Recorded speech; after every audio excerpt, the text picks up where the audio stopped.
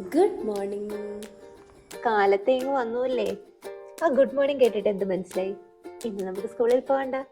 അപ്പൊ ചെറുങ്ങനെ ഒരു മോർണിംഗ് വോക്ക് ഒക്കെ ആകാം. വല്ലപ്പോഴും കുറച്ച് വൈറ്റമിൻ ഡി കിട്ടുന്നതല്ലേ.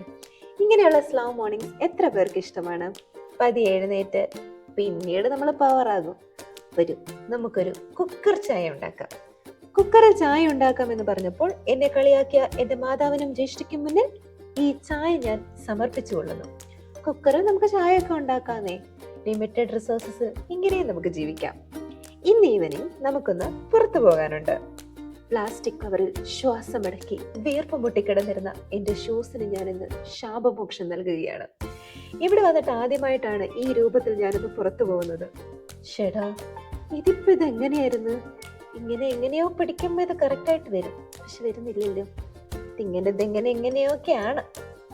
എന്തായാലും ഞാൻ റെഡിയായി ഇറങ്ങി. ഇനി എങ്ങോട്ടാണെന്നല്ലേ? ഞാൻ സിനിമ പാക്ക പോറേൻ. നമ്മുടെ ധനുഷിന്റെ പുതിയ പടം ഇഡ്ലിക്കട. ഒറ്റയ്ക്കല്ല കേട്ടോ, എനിക്കൊരു കൂട്ടുമുണ്ട്.